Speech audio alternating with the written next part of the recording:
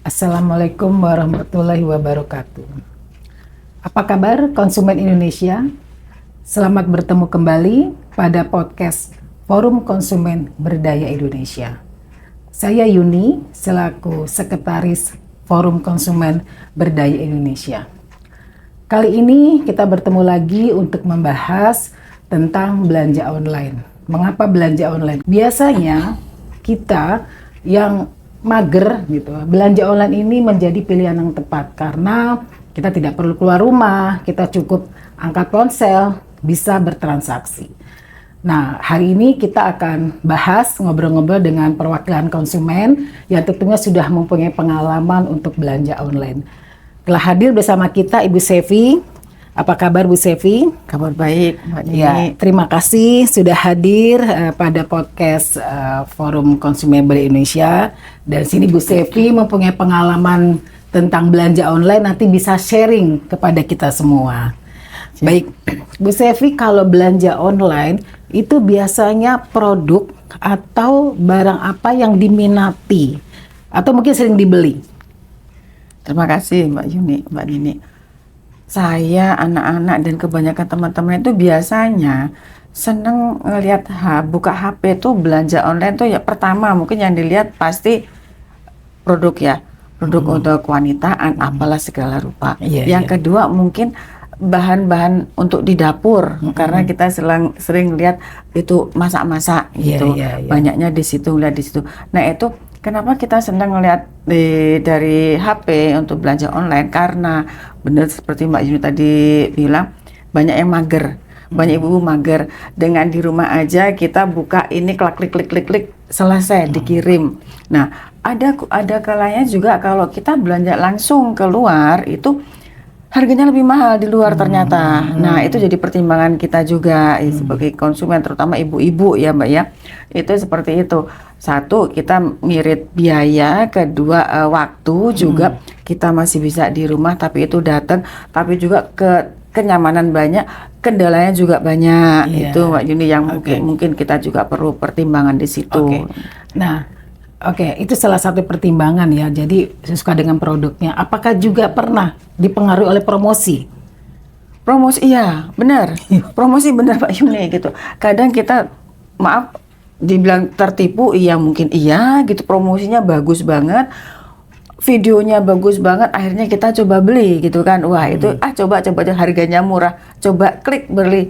Ternyata yang datang badala, nggak seperti itu gitu.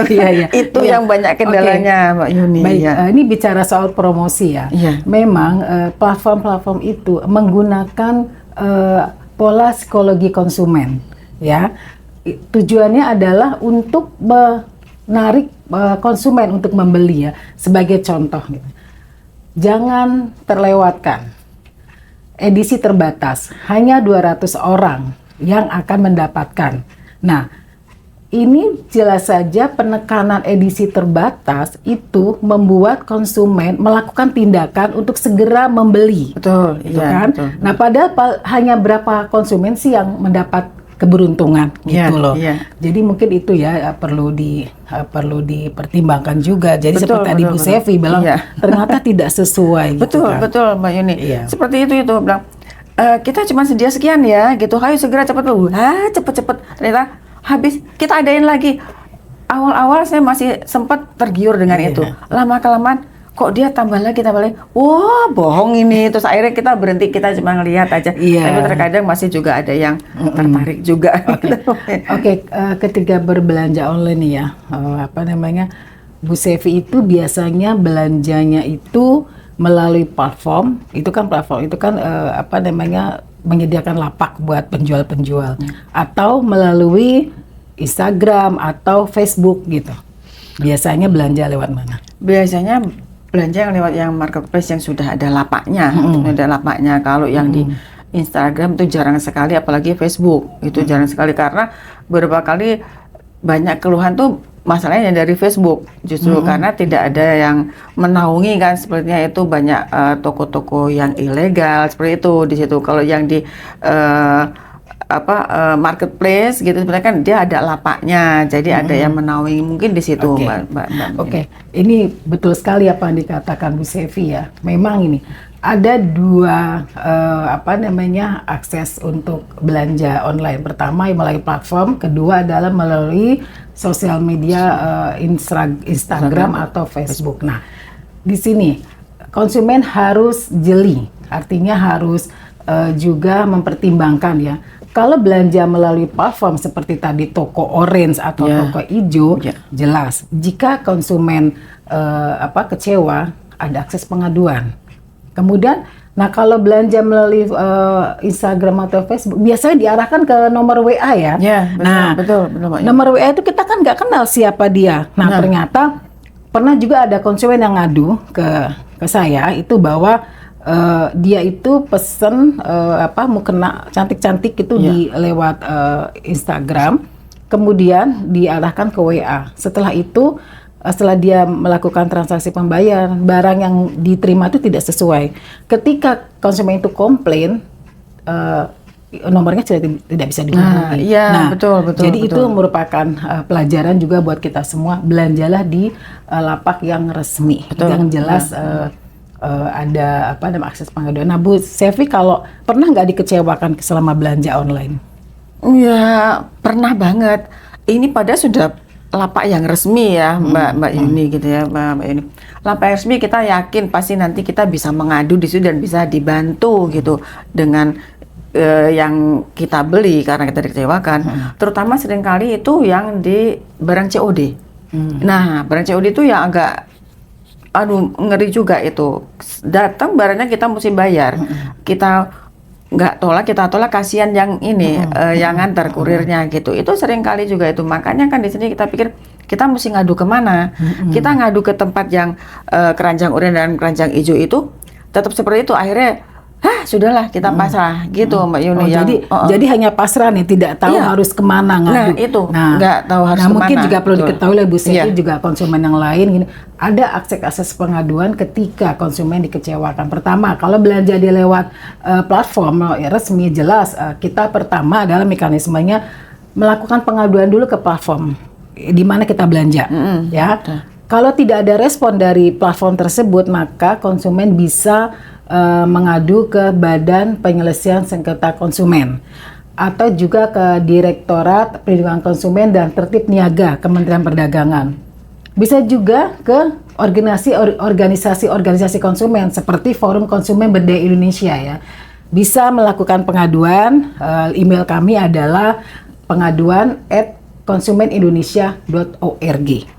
Bisa menyampaikan pengaduan. Jadi memang ada beberapa akses. Jadi kalau dikecewakan jangan terus diem gitu. Jadi konsumen itu harus punya upaya untuk membela diri. Nah itulah kita sebagai konsumen, saya mungkin mungkin juga banyak ibu-ibu yang seperti itu. Takutnya gitu, kita mau ngadu, tuh nanti malah lebih panjang, sulit, akhirnya kita buang biaya. Padahal barang yang kita beli tidak sebesar itu, nggak terlalu besar, Mbak Yuni. Jadinya perlu waktu lama, apalagi itu. Nah ini sekarang saya senang banget, ternyata ada lembaga yang bisa menampung pengaduan-pengaduan konsumen. Itu wah, kita senang banget. Jadi sudah ada wadahnya, jadi tinggal ke situ. Kok selama ini kan kita sudah coba ngadu ke platformnya ya, ke keranjang hijau, keranjang kuning itu ngadu. Akhirnya ngulur tuh seperti itu. Dan malah terkadang kasihan juga sih yang punya toko, si penjualnya gitu. Mereka juga dirugikan. Mereka sudah on time mengirim, tapi jasa pengirimannya itu yang mundur-mundur. Nah, pihak si marketplace ini, berdua ini, kita adukan, mereka ditunggu saja Bu, nanti saja Bu, waktunya gini. Sampai seperti itu. Malah terkadang kita sudah pesan toto terus batalkan, teleponlah ke tokonya. Ini yang batalkan dari pihak ininya Bu, karena kami sedang penuh, jadi nggak bisa nunggu waktu. Itu kadang juga kasihan di situ, Mbak. Iya. Memang transaksi melalui online ini memang yang dirugikan tidak hanya konsumen ya, tapi penjualnya juga. Iya, gitu. benar. Iya begitu.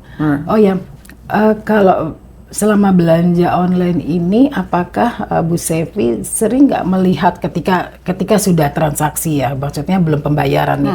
Kan biasa sebelum pembayaran kan ada item-item pembayar nih. Ya, Sering benar, dibaca nggak? Oh baca, pasti baca. Kadang-kadang kan mungkin konsumen yang baca, oh totalnya sekian. Ya. Tapi baca nggak item-itemnya apa saja, misalkan apa harga, atau kemudian ada biaya transaksi. Itu kalau lewat transfer. Kemudian kalau COD ada biaya ongkir dan biaya COD, itu selalu dibaca. Selalu, ya. Itu penting ya, karena kadang-kadang kita juga nggak tahu di item-item pembayaran itu mungkin ada pembayaran lain, misalkan platform, tapi kita nggak tahu itu apa. Gitu. Itu konsumen kan perlu jeli, mungkin juga konsumen lain juga perlu melihat ketika belum melakukan transaksi, lihat dulu tidak hanya totalnya ya, tapi item pembayaran itu apa saja. Tapi kayaknya saya yakin begini deh Mbak Yuni, kebanyakan konsumen ibu-ibu paling mereka hanya bacanya COD dan transfer bank. Iya. Hanya betul. itu aja yang Iya, betul. Nah untuk yang lain-lain mungkin ada yang lain-lain tidak pernah dibaca. Nah itu yang mungkin kesalahan pihak konsumen juga itu kurang teliti baca di situ. Itu yang mungkin ada penekanan, mungkin entah dipertebal atau gimana. Kita lebih harus benar seperti Bu Yuni bilang, kita harus sebagai konsumen harus lebih teliti untuk melihat itu apa detail-detailnya seperti itu. Itu terkadang mungkin terlewat gitu. Yang akhirnya kita mengadu ya. Karena kesalahan kita sendiri karena terlewat membaca itu ya untuk pembayaran, di situ kelemahannya. Nah di sini juga kita kan perlu bantuan yang seperti itu.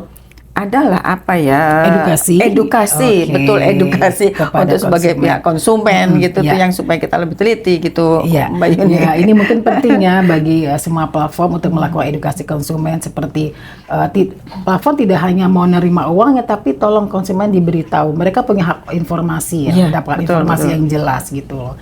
Jadi termasuk tadi pembayaran apa saja, tolong ditegaskan bahwa sebelum transaksi tolong cek dulu gitu. Mungkin bisa ditekankan seperti itu. Betul. Gitu. Oke. Mungkin di awal kan biasa suka ada ini ya apa namanya promosi dari pihak ini platformnya itu. Ibu kalau belanja ini mungkin ibu lebih harus berhati-hati ini ya teliti gini, jadi pihak yang platform juga tidak dirugikan karena sering banyak pengaduan karena dia sudah melakukan edukasi gitu kan. Mungkin di situ karena belum ada edukasi tapi mereka hanya menampung para penjual dan mereka jualan, hanya itu aja kan. Selama ini kan cuma itu ada toko baru loh ini ya, tapi untuk edukasinya kita mesti teliti ini satu-satu, sepertinya belum ada seperti itu kan. Kayaknya perlu juga sih itu di awal ada edukasi seperti itu. Jadi menurut Bu Sevi juga di sini perlindungan bagi konsumennya belum ada ya, maksudnya belum terasa, belum terasa sekali oleh konsumen. Belum. Baik.